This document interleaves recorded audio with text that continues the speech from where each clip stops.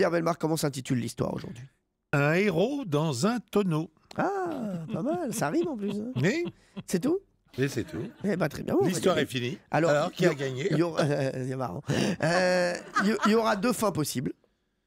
Oui. D'accord, très bien. Oui. On peut vous écouter. Vous voulez la faire maintenant ou peut-être Oui, ultérieurement? maintenant, je vais la faire maintenant. D'accord. Sandra, vous êtes prête?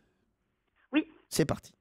Alors, il y a eu 2 héros dans un tonneau, bien sûr. On connaît tous l'amiral Nelson, qui a terminé comme ça.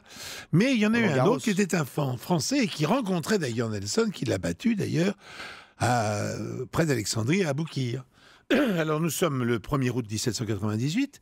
Les flottes britanniques et françaises s'affrontent avec rage dans la baie d'Aboukir, près d'Alexandrie, en Égypte. Le commandant du vaisseau français, le tenant Aristide du Petit Thouars, s'engage corps et âme dans la lutte. Pour signifier sa volonté de faire, il a fait clouer son pavillon sur le mât du tenant. Donc jamais il ne rendra son pavillon. Ses ennemis sont ainsi informés que quoi qu'il advienne, le commandant français ne se rendra pas. Il combattra jusqu'à son dernier souffle. Hélas, la lutte semble bien mal engagée pour lui. En effet, la flotte française est en infériorité numérique. Quand les vaisseaux anglais apparaissent, le tenant doit aussi affronter 3 autres vaisseaux en même temps. Aristide résiste et pourtant il parvient même à obtenir la reddition de l'un des navires ennemis.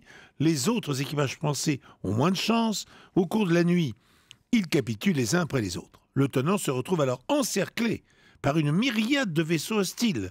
Sur le pont, Aristide est touché par un boulet de canon qui lui arrache un bras. Qu'importe pour le vaillant commandant, il se fait poser un garrot et continue de lancer des ordres à ses hommes avec la même ferveur. Hélas, une nouvelle charge l'atteint, le laissant cette fois sans jambes, mais pas sans voix. Il peut donc continuer de s'égosiller pour commander son équipage. Pour le faire plus confortablement, il a simplement demandé qu'on le place dans un tonneau.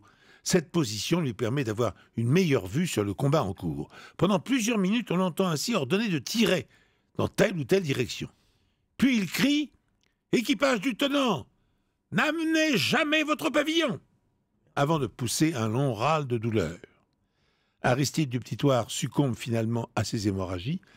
Obéissant à ses dernières volontés, son équipage le jette à la mer. Alors là, maintenant, il y a 2 versions. Voilà. On y est. En quelques secondes, des requins font disparaître ce qui reste de son corps. Non, jamais de la vie. Deuxième version, ses restes furent retrouvés le lendemain et du Petit Thouars est enterré au cimetière chrétien d'Alexandrie. Merci à la régie. Ça ramène un peu de joie. Ouais.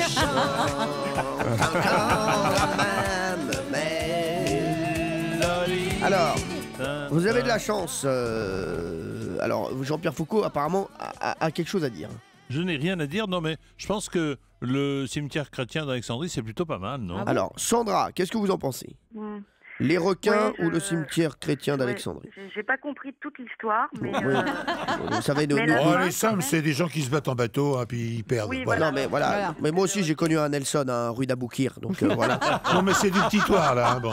On connaît la même histoire. Hein, non, mais il était un vendeur, lui, non? Oui, Nelson Ben Chokroun.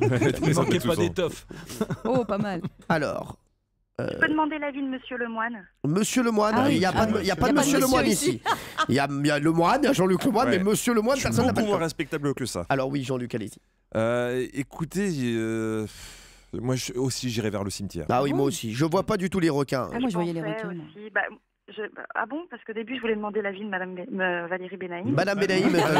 D'ailleurs, c'est pas madame, c'est mademoiselle. Oui. Parce c'est vrai maintenant. elle n'est pas encore mariée avec ce patoche. Voilà, et pour a priori, l'instant. elle ne le sera pas. Et ben moi, je penchais pour les requins, figurez-vous. Ah oui, vous en connaissez tellement. Mais... Alors, les requins de Benaïm.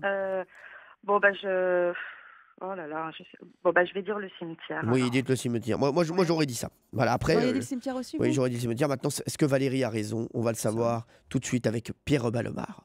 C'est Pierre Bellemare qui maintenant va me donner la réponse.